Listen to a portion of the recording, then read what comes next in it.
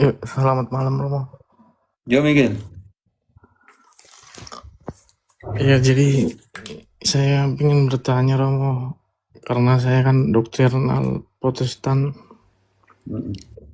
Pertanyaan saya itu tentang doa. Eh, Kenapa itu di Katolik doa-doa itu sangat banyak Romo, sedangkan di ajaran saya yang diajarkan oleh Tuhan Yesus itu hanya Bapa kami. Sedangkan di Katolik itu ada doa malaikat, doa santo-santo, doa Rafael. Ya, Itu kehidupan yang mengajari. devosional. Oh, saya bisa mengerti idenya. Oke, 1 Timotius 2 ayat 1. Di situ ada 3 jenis doa di situ, Miguel. Ya, Padre. Halo Ratu Indri.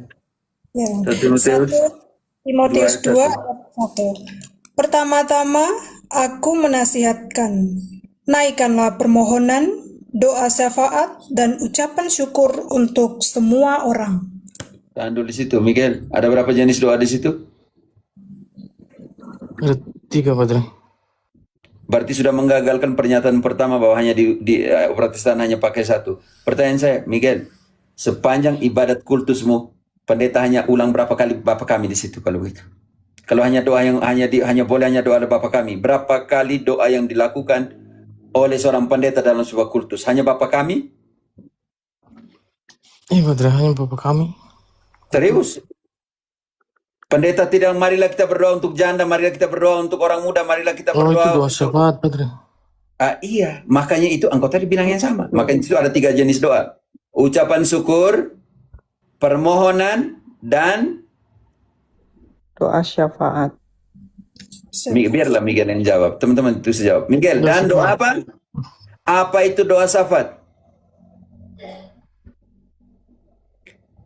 Doa intersesi Miguel yang kau buat atas nama orang lain walaupun orang engkau tidak minta, dia mendoakan engkau. Miguel, coba engkau masuk cari apa itu doa syafaat. Pura terbantu dulu. Menurut Kamus Besar Bahasa Indonesia. Oke, baik Pak. Saya bukakan saya punya online ya tadi. Mana saya punya barang? Oke. Nah ini. Nah, KBBI online ya. Saya punya KBBI online. Ini bisa dibuka. Download aja Play Store, mudah kok. Nggak sampai 1 GB. Syafaat ya. Syafaat. Nah nih.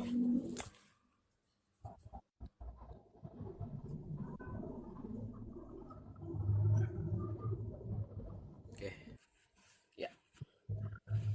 Oke. Ini ya. Nih di KBBI online yang saya tunjukkan ini bisa di-download murah, tidak sampai 1 GB. Syafaat bentuk titik bakunya adalah syafaat tanpa pakai huruf Y, atau syafaat pakai P, atau syufaat pakai Y dan U. Ada dua arti. Yang pertama, perantaraan dalam kurung pertolongan untuk menyampaikan permohonan dalam kurung kepada Allah. Itu yang arti pertama. Arti yang kedua, lain artinya dari yang dasar tadi adalah pertolongan yang antara lain diberikan oleh malaikat, para nabi, atau orang-orang yang mukmin. Nah, ini berarti pemahaman orang Islam ya. Ini yang di bawah. Orang-orang yang suci artinya. Pertama, tapi nomor pertama nomor 1. Tuh. Oke. Miguel, engkau bisa mengerti doa syafaat, jadi orang lain doakan engkau. Atau engkau doakan orang lain. Doa dari orang-orang benar yang mendoakan engkau. Karena itu di dalam Yakobus 100, Yakobus 5 ayat 16, doa orang-orang mana punya kekuatan? Yakobus Ratu, 5 apa ayat mengganti 16. kalian berdua? Engkau tadi sudah, sekarang offer begitu. Tidak perlu saya sebut siapa.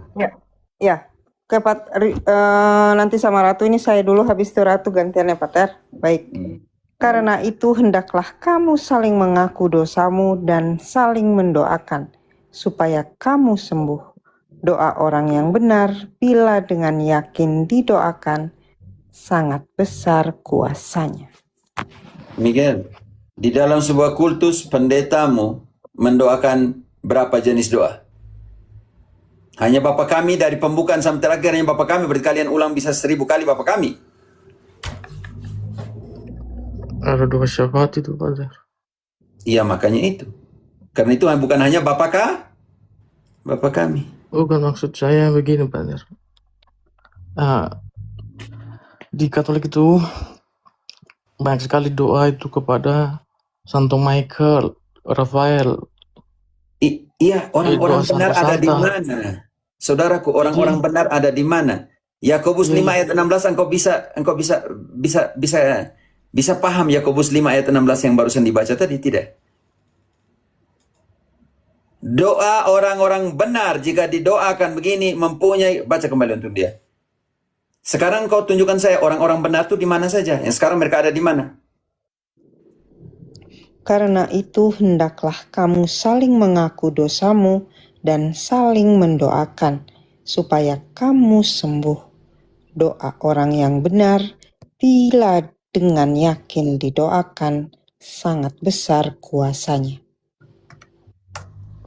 Doa dari orang-orang benar, jika dibaca kembali itu kalimat terakhir itu supaya Miguel bisa mengerti. Dan kita harus tahu orang-orang benar sekarang ada di mana. Doa Ratu siapa orang ini? yang benar, Ibrani 12 ayat 22. doa orang yang benar bila dengan yakin didoakan sangat besar kuasanya. Miguel, Santo Rafael ada di mana? Ada di Santo Miguel yang kau penama ada di mana dia? ada dekat dengan Tuhan, Father. Oke, mereka ini orang benar atau tidak? Garis bawahi doa orang-orang benar. Kita buktikan orang-orang benar ada di mana. Ratu, Ibrani 12 ayat ke-22. Tetapi kamu sudah datang ke Bukit Sion, ke kota Allah yang hidup, Yerusalem surgawi, dan kepada beribu-ribu malaikat, suatu kumpulan yang meriah. Lanjut. Dan kepada gereja anak-anak sulung yang namanya terdaftar di surga, dan kepada Allah yang menghakimi semua orang, dan kepada roh-roh orang-orang benar yang telah menjadi sempurna. Roh-roh apa? Baca kembali. Roh-roh orang-orang benar yang telah menjadi sempurna. Di dalam Yakobus 5 ayat 16 itu bilang doa orang-orang benar. Miguel, orang-orang benar ini ada di mana nih? Di ayat ini. Di surga atau di sini? Surga. Berarti salahkah orang-orang benar ini di hadapan Allah yang sudah menjadi sempurna mendoakan kita? Tidak, Romo. Jadi Jadi itulah kenapa begitu banyak doa kepada Allah melalui syafaatnya siapa? Perantaranya siapa? Intercesinya siapa? Orang-orang kudus. Mereka adalah orang-orang benar di hadapan Allah. Doa orang-orang benar jika didoakan dengan iman yang kuat punya kekuatan. Itulah Miguel. Sekarang kau sudah mengerti atau belum mengerti? Saya sudah jelaskan. mengerti, Romo. Berarti orang-orang kudus yang dari orang-orang kudus itu doa itu ada ya, Romo ya? Iya, karena mereka ada di hadapan Allah. Karena itu dalam Wahyu 5:8, Wahyu 8:3-4 omong tentang intercesi orang kudus membawakan doa-doa kita ke hadapan Allah. Teman-teman jangan marah, Miguel ini Protestan, anak muda yang lagi cari kebenaran. Kalian tidak usah marah dia. Saya naik ton, turun ton itu supaya dia. Saya naikkan ton, turunkan ton itu, intonasi itu hanya karena supaya buka dia sedikit mata. Ya, teman-teman minta maaf. Tidak apa, santai. Tidak apa-apa Miguel. Cuman Katolik. teman-teman itu yang berasa enak sedikit. Ya, Cuman ini teman-teman ada berasa budget Om Miguel semua. nggak semangat gitu. Coba suaranya agak gimana gitu. Harus semangat. Dia suara selalu begitu, Indri. Engkau ini macam tidak pernah dengar dia omong. Oh Memang enggak, dia bukan suaranya begitu dari saya. dulu. Bukan saya, Pater. Teman-teman di bawah. Habis Aku saya cuma mungkin, Romo. menyampaikan. Semangat. Suaranya Om kayak Miguel. gantung diri, Romo, kata taping di Iya bawah. katanya gitu kan nggak enak, Pater. Makanya saya Tidak mungkin ngomong. HP saya begini. Semangat Miguel. Tidak apa-apa, aman. Kalau bertanya itu semangat gitu, tegar. Harus Bergairah semangat tuh. dong. dia semangat kalian nih. Dia semangat, hanya agak galau sekarang nih. Dia mau tinggalkan Protestan cepat atau tidak gitu. Dia kan masih tahu. Orang tua bilang jangan dulu, orang tua ya kan dia pasti galau seperti itu kalau teman-teman kalian. Iya, karena berat di saya, Pater. Orang Karena tua orang tua itu pendiri, Pater. itu ya, teman-teman harus lihat itu. Dia sementara menghadapi situasi yang berbahaya di sini dalam pengertian. Teman-teman mute kan dulu. Oke lang. Dalam posisi setengah mati dia sebagai anak, orang tuanya pendiri denominasi, kan harus lihat ternyata kebenaran yang dia tidak dapatkan di sana, dia lagi cari. Itu yang kita namakan itu masuk ke dalam sebuah krisis identitas. Yang mana identitas yang saya temukan, yang ini yang baru, atau identitas yang saya terima diberikan oleh orang tua saya yang adalah pendiri denominasi. Jadi teman-teman tolong jangan terlalu cepat menghakimi dalam pengertian itu, oke? Miguel dalam krisis identitas yang diberikan oleh orang tuanya atau identitas baru yang dia lagi cari. Itu tidak mudah. Contohnya kecil. Contoh kecil ini. Indri, ketika engkau mengalami krisis, engkau apa yang membuat engkau apa dalam hidupmu? Contohnya. Semangat, tidak semangat. Tidak semangat. Ya. Apalagi berhubungan dengan sebuah apalagi berhubungan dengan sebuah krisis identitas tentang diri. Identitas yang selama ini saya hidup seperti ini, tapi setelah saya temukan dengan cari sendiri, ternyata menghantam identitas lama saya yang saya dibangun seperti itu. Jadi kalau ketika kita mengalami sebuah krisis identitas, kita akan mengalami sebuah kevakuman. Terbang seperti para yang astronot tuh, di sana tidak ada udara, jadi melayang kemana? Tanpa arah. Itu yang teman-teman kita harus lihat dulu dalam posisi seperti itu. Mengalami sebuah masa krisis yang membuat dia sekarang lagi mau percaya yang mana? Saya mau berdiri di mana ini dalam pencarian ini? Oke, dilema dalam pengertian bisa dilema, tetapi dia bukan sekadar dilema tapi krisis. Tidak ada yang ada pada dia sekarang, tidak ada yang dulu yang identitasnya dikenakan kepada dia sekarang seolah tidak ada lagi. Hilang. Lebih krisis sosial, Romo, orang tua saya. Krisis sosial juga karena berada orang tua punya identitas, keluarga besar punya identitas yang jelas dalam Protestan dan pendiri denominasi. Sekarang Miguel mau menolak salah, mau tidak menghidupi, mau menolak salah, mau menghidupi, dia sekarang kosong yang dia alami. Semua kultus terasa kosong bagi dia. Miguel, maaf ya, saya coba analisa apa yang engkau hidupi. Okay? Ya, Pak, berarti tidak apa-apa, Padre santai. Berarti benar teman-teman tolong ya. Suaramu Miguel tadi seperti krisis ya, suara krisis seperti itu ya. Elang, kau punya mic atau kau punya apa itu? Ya, orang punya suara kayak storing loh. Headset saya kurang bagus loh. Jadi sekarang ini besar nih, sekarang baru dengar. Oke, jadi Miguel ini suaranya memang dalam krisis. Kita mendengarnya tidak semangat. Mungkin itu tadi yang benar kata Romo. Orang tua Anda pendiri, lalu ada kebenaran yang baru. Nah, Anda bingung di sini. Makanya kami melihat ini suara Anda ini kayak suara gantung diri. Ya, gantung diri tadi. Itu tapping suara gantung diri. Kalau saya bilang ini suara ngantuk. Nah, itu bisa dibuktikan tadi dengan baru kami tahu bahwa orang tua Anda pendiri dan Anda lagi bingung mau ikut yang mana ini. Mungkin itu. Oke, teman-teman bisa pahami ya. Jadi kita jelas suara Miguel itu kenapa seperti itu. Mungkin begitu, Romo. Ya, saya bisa mengerti dalam posisi seperti ini. Jadi ingat bahwa selama ini dia seperti elang. Selama ini ya, sebelum masuk krisis. Dia punya kuku yang tajam secara doktrinal, patok yang kuat secara doktrinal karena diberikan seperti itu. Tetapi ketika masuk fase pembaharuan diri, Miguel sementara cabut kukunya dengan patoknya sebelum krisis untuk transformasi, elang akan cabut dia punya kuku-kuku jari. Dan yang terakhir, patoknya harus hantam di batu supaya jatuh juga patoknya. Maka di sini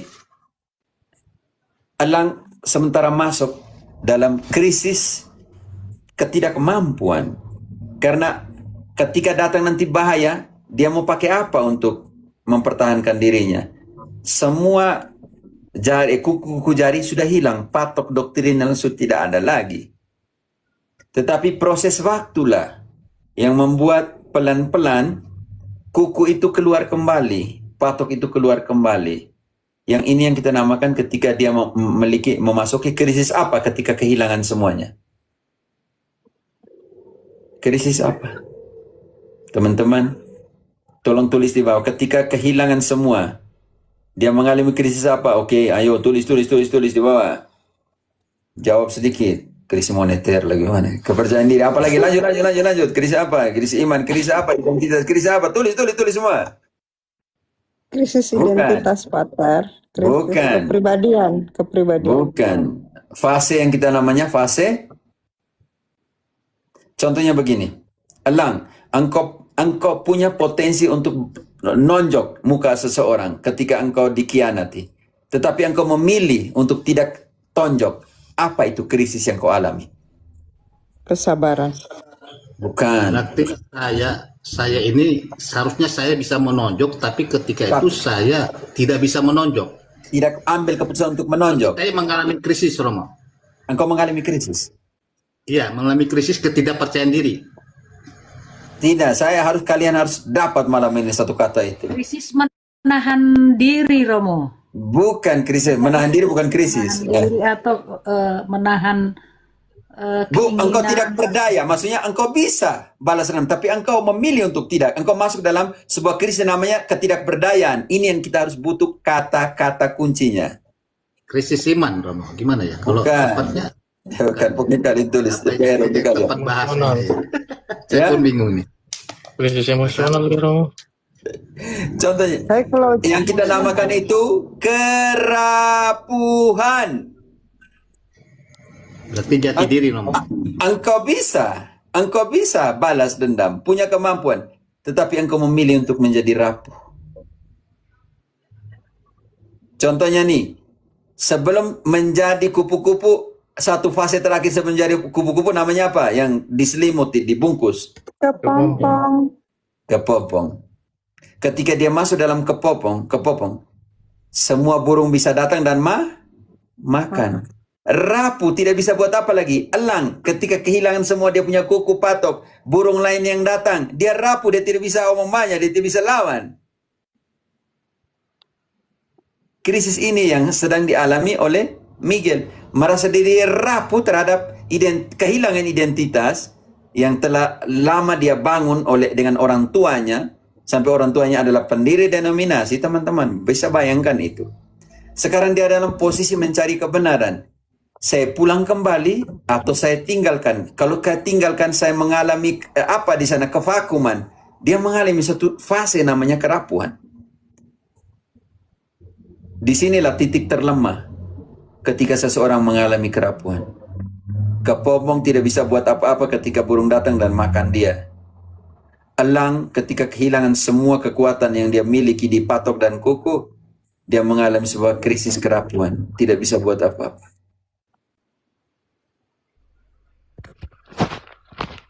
Ini Miguel, bagi Miguel, hati-hati dalam krisis ini Miguel. Bisa jadi engkau menemukan kebenaran sejati, bisa jadi engkau menjadi ateis, dan engkau menjadi orang yang tidak pernah peduli dengan apapun. Kalau tidak didampingi dalam krisis seperti ini, kerapuhan ini, dia akan menjadi sangat-sangat rapuh. Waktu bisa membantumu, tetapi engkau juga harus berada di samping orang yang benar-benar bisa mendengarkan engkau dengan hati. Kalian pernah lihat yang King Sugi, yang teknik Jepang punya? Itu pertobat. Di dalam penjelasan tentang sakramen tobat, saya membandingkannya dengan Kintsugi. Tobat. Sebentar saya tunjukkan presentasi ini, bagus sekali ya teman-teman.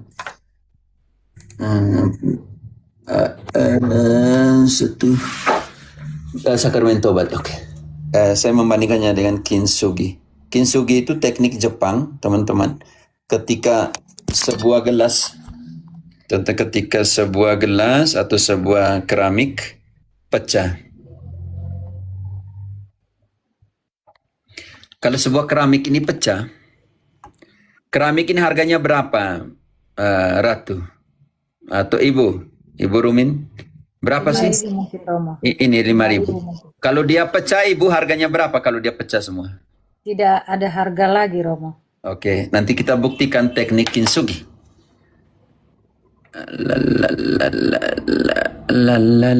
Ini kintsugi. Ini yang pecah tadi ya, Ibu.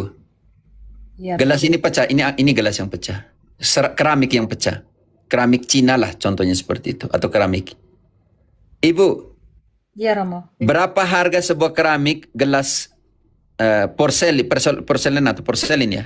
Yang dari berabad-abad zaman Cina dia pecah. Kalau sudah pecah, dia harganya berapa? Hancur ini, pecah nih. 1, 2, 3, 4, 5, 6 pecahan. Ada harga atau tidak? Kayaknya tidak ada harganya Tidak. lagi Romo. Oke.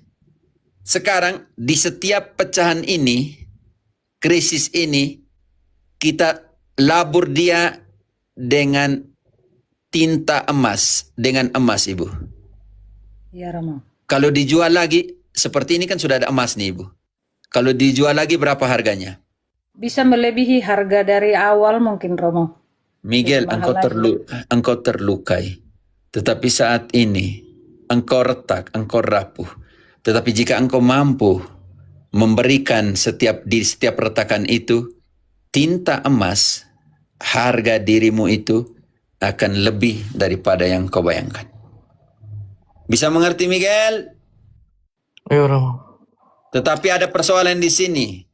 Kadang engkau tidak bisa menempelkan sendiri. Tidak bisa menempelkan porselen yang pecah, tidak bisa menempelkan api yang Karena kadang engkau tidak punya teknik itu untuk menempel. Engkau butuh orang lain. Contohnya nih.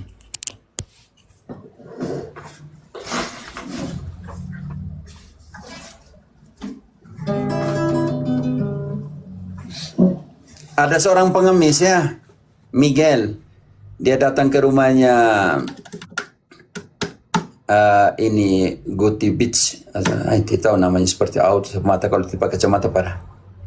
Lalu dia minta makanan. Miguel seorang pengemis, krisis, tinggal di jalan dan semuanya. Dan ketika sampai ke rumahnya Ratu lah atau ibu ya, atau Gea, ibu bilang, saya tidak punya makanan. Saya hanya punya gitar tua. Ini gitar sudah pecah semua, ini di bagian belakang, lihat ini. Gitar semenari sudah pecah semuanya. Tidak. Akhirnya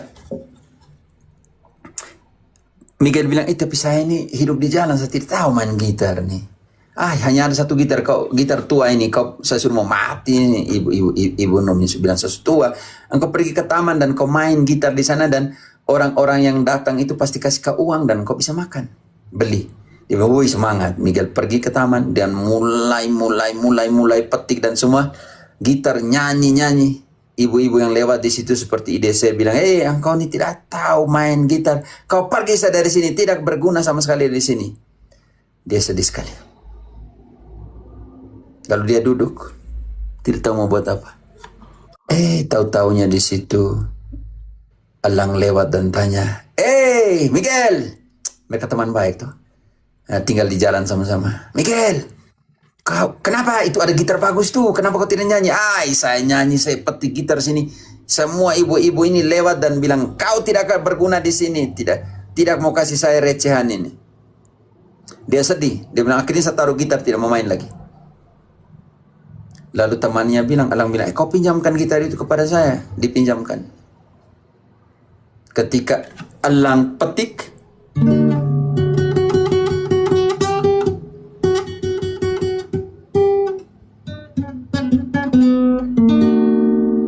gitar fals sekali. Lalu elang mulai stem gitar.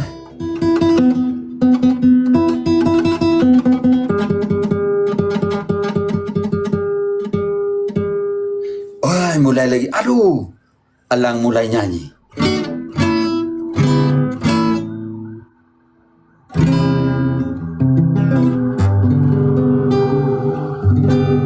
Elang mulai nyanyi. Saya mau ikut Yesus.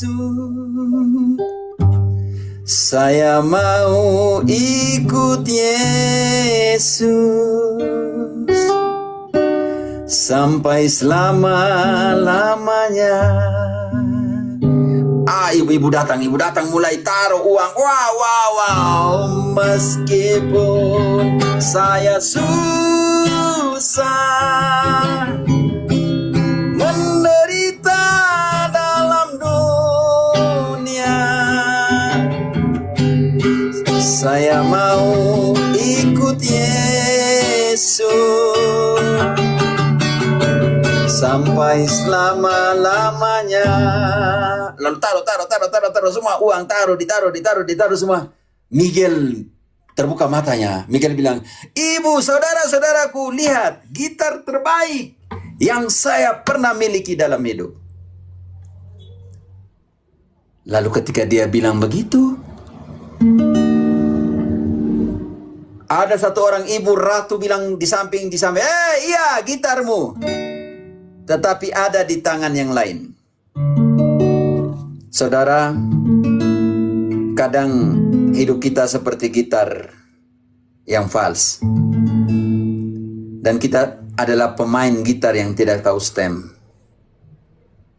Butuh tangan orang lain yang bisa stem kembali kita punya hidup kadangkala.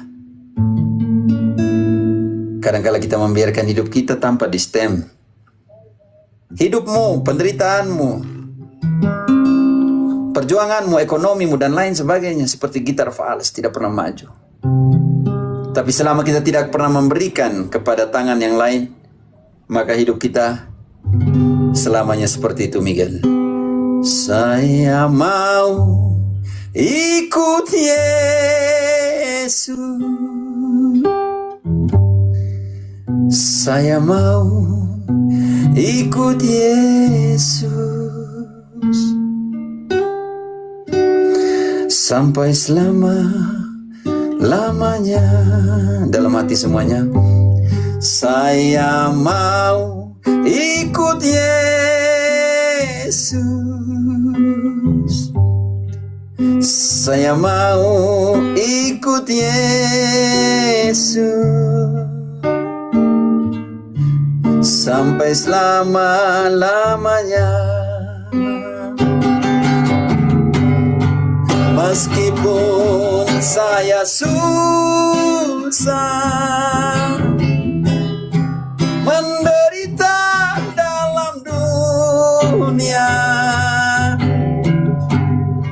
saya mau ikut Yesus, Miguel, sampai selama-lamanya.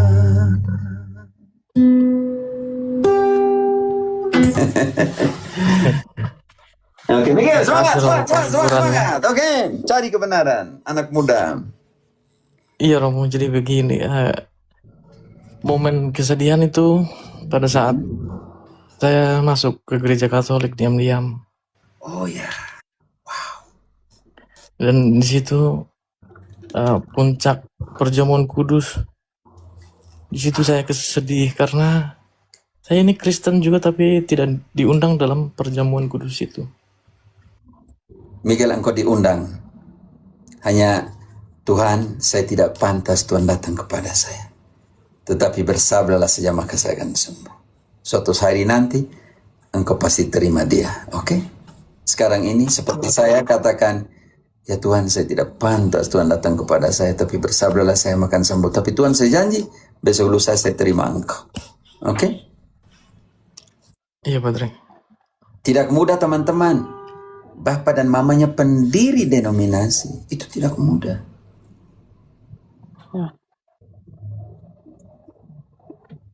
Tapi bagaimana anak muda seperti ini? Miguel, umurmu berapa?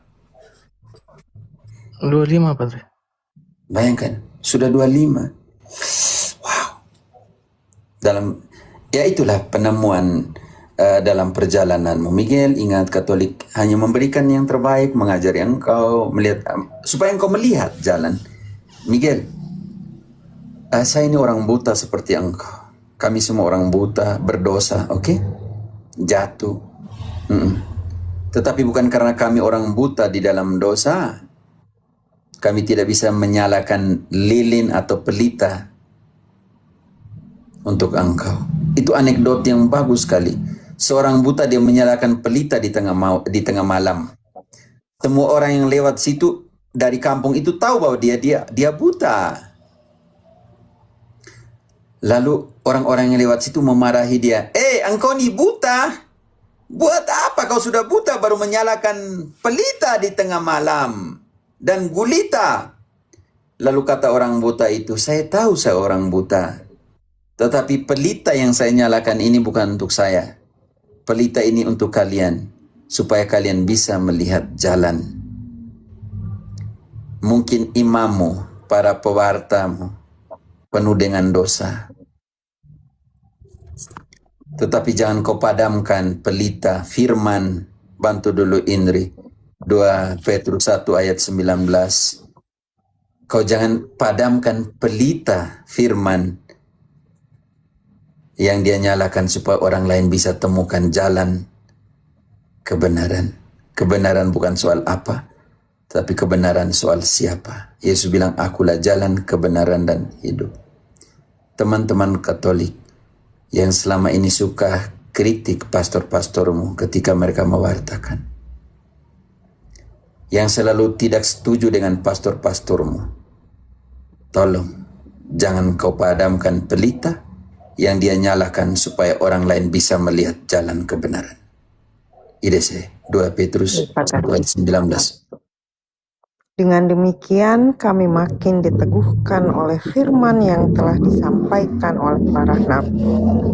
Alangkah baiknya kalau kamu memperhatikannya sama seperti memperhatikan pelita yang bercahaya di tempat yang gelap sampai fajar menyingsing dan bintang timur terbit bersinar di dalam hatimu. Tolong, harapan saya orang Katolik, ada room yang kita bisa pakai untuk mengayomi. Kalau kita melihat bahwa saudara kita itu sungguh-sungguh dengan kita punya data, dia adalah orang buta. Tapi orang buta itu katakan, saya ini orang buta. Tetapi tidak berarti saya tidak bisa hidupkan, nyalakan pelita supaya orang lain bisa lihat jalan yang benar. Dan satu hal yang saya mau buat jawaban, ketika Pendeta Mel Atok ambil dari Kisah 8 ayat 1 selanjutnya, bahwa jemaat yang mewartakan, tetapi gereja diganti dengan kata jemaat, tapi tidak apa, saya mau katakan, kita waktu itu diskusi dengan Pendeta Mel Atok, bukan soal siapa yang mewartakan. Kita omong tentang siapa yang mengajar. Karena fundasi omong tentang magisterium, bukan pewarta. Jadi beda konteks lagi Mel Atok dan Protestantisme yang mengkritik saya bahwa tidak ada batasan untuk mewartakan. Tidak ada batasan. Gereja Katolik juga mengatakan itu dalam KGK 1185, berarti 1185 atau 58, tentang semua orang yang sudah krisma berwajib untuk mewartakan imannya dan membela imannya. Tidak ada masalah. Oke, KGK ya Mu ya. 1285, 85 atau 58? Coba 85. Ya. Tentang krisma. Bersamaan dengan krisma. Lihat semua orang yang setelah krisma bisa mewartakan, tidak ada masalah. Yang kita omong ini mengajar dalam posisi magisterium Bapak Pendeta Mel Atok dan Protestan yang bilang saya ini framing saya bahwa di situ lihat jebakan dari Pendeta Mel Atok, bahwa di situ ketika mengutip itu Romo kali tidak bisa buat apa-apa. Saya bilang karena saya waktu itu tidak mau ambil itu karena saya menghargai posisinya ketika sedang menjelaskan. Oke. KGK nomor 1285. Bersama dengan pembaptisan dan ekaristi, sakramen penguatan membentuk sakramen-sakramen inisiasi Kristen yang kesatuannya harus dipertahankan. Jadi, perlu dijelaskan kepada umat beriman bahwa penerimaan penguatan itu perlu untuk melengkapi rahmat pembaptisan. Berkat sakramen penguatan, mereka semua terikat pada gereja secara lebih sempurna dan diperkaya dengan daya kekuatan Roh Kudus yang istimewa. Dengan demikian, mereka semakin diwajibkan untuk menyebarluaskan dan membela iman sebagai saksi Kristus yang sejati dengan perkataan maupun perbuatan. Justru gereja mengharuskan, mewajibkan untuk pergi mewartakan. Karena tema bukan soal pewartaan, tema soal 3 tripod kebenaran iman, yaitu tradisi, kitab suci, dan magisterium pengajar. Gagal lagi Protestan, gagal paham lagi. Kan jadi kesian loh. Maka saya senyum-senyum sendiri ide saya, karena saya bilang, Tuhan kenapa gagal paham nih? Itu ada satu pendeta, itu ayat. Bahwa kita semua mewartakan, siapa yang bilang tidak? Yang omong tuh mengajar kriteria dan otoritas pengajaran magisterium. 2 Timotius 2 ayat 2. Kau orang yang dipercayakan, jangan yang dipercaya, jangan kasih sembarang orang untuk mengajar. Gagal paham saya atau pendeta dong?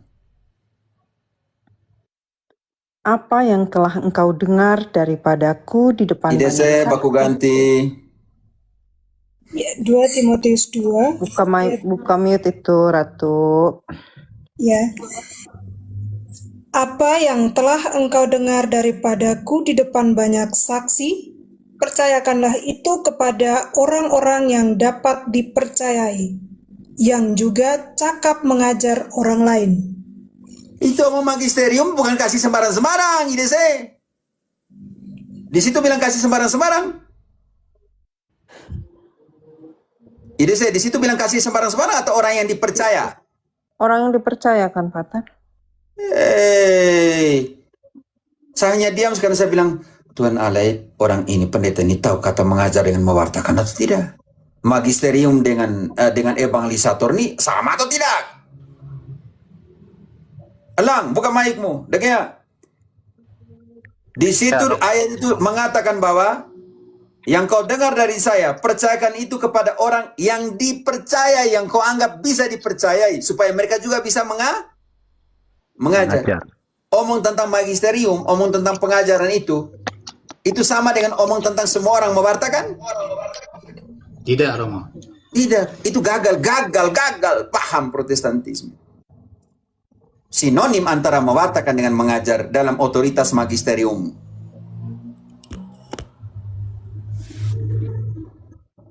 Sedikit saya boleh komentar, Romo ya. Ya, tentang Melatok ini, dia bawakan Roma 15 kalau nggak salah, dia mengatakan jemaat memberitakan Tidak, Injil kalau bukan Roma, Kisah 8. Kita analisa Kisah 8. Tapi anggap pakai kata jemaat. Baca dulu. Kisah 8. Yang satu itu ya, yang kemarin. Ya, satu ya, terus. Iya, baca sih. Saulus juga setuju bahwa Stefanus mati dibunuh. Pada waktu itu mulailah penganiayaan yang hebat terhadap gereja di Yerusalem. Mereka semua, kecuali rasul-rasul, tersebar ke seluruh daerah Yudea dan Samaria.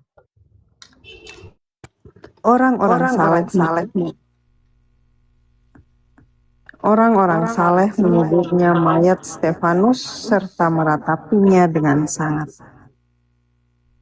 Tetapi Saulus berusaha membinasakan gereja itu, dan ia memasuki rumah demi rumah dan menyeret laki-laki dan perempuan keluar dan menyerahkan mereka untuk dimasukkan ke dalam penjara.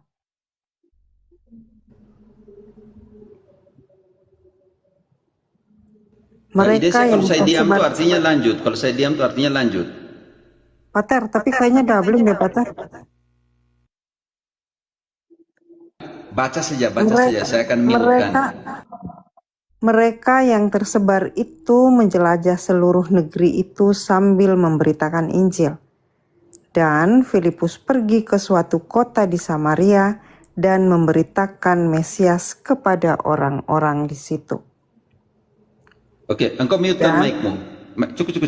Mereka pergi memberitakan Injil. Di situ bukan mereka pergi mereka mengajar. Gagal total pemahaman tentang magisterium. Silakan Alan. Ya, betul Romo. Jadi dia untuk mengcounter Romo, dia bawakan ayat itu bahwa jemaat atau orang biasa juga bisa memberitakan Injil. Padahal Romo bertanya, perutusan dari mana kamu pendeta? Romo bertanya itu, kamu perutusan dari mana memberitakan itu? Oh Romo, kita semua boleh memberitakan Injil. Dia bawa kisah tadi, saya simak itu. Dia gagal paham bahwa perutusan dari Yesus itu langsung kepada pendeta. Gimana ayatnya? Nah, dia tidak bisa membuktikan. Nah, Romo langsung membawa perutusan ialah Yesus yang memberitakan kalau nggak salah di Korintus atau di Efesus ya Romo bawa. Bukan di Matius 28 ayat 20. Yesus menyuruh mereka untuk ajar. Iya, itu Romo kasih ayat, tapi ada ialah yang membangun para Efesus 4 ayat 11. Romo langsung dari Yesus ke para rasul. Dia membantah dia. Ini loh, Yesus ini memberikan otoritasnya kepada rasul, nabi, dan pengajar. Langsung dia. Nah, sedangkan tadi yang dibawakan kisah 8 tadi, itu pemberitaan dari para rasul. Setelah para rasul memberitakan Injil kepada semua orang, nah orang ini boleh memberitakan. Itu dari para rasul. Sedangkan para rasul itu otoritasnya dari Yesus langsung. Dia nggak bisa bedakan itu. Dia nggak bisa bedakan dari Yesus ke para rasul kepada jemaat. Jemaat ini boleh memberitakan Injil karena jemaat ini dari para rasul. Sedangkan pertanyaan Romo, di mana suksesi atau otoritas pendeta itu langsung dari Yesus? Dia bawakan kisah 8 gak nyambung. Begitu Romo. Oke, penting sekali baca Matius 28 ayat 20. Disitulah Yesus mengangkat mereka sebagai pengajar magisterium. Matius 28 ayat 20. Dan ajarlah mereka melakukan segala sesuatu yang telah kuperintahkan kepadamu. Dan ketahuilah, aku menyertai kamu senantiasa sampai kepada akhir zaman. Gagal dan gagal lagi, gagal paham.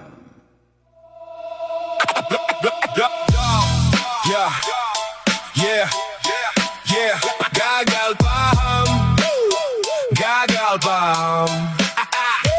Kau bilang benar, aku dengar bising. Kitab di meja, hati di pinggir. Doa jadi alat, bukan jalan pulang. Mulut bicara suci, tangan tetap perang. Satu kata dipelintir, satu luka dibungkus. Yang patah dibiarkan, lalu disebut cukup. Protestantisme gagal paham.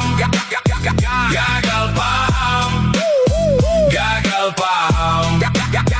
Bukan iman kalau jadi pedang.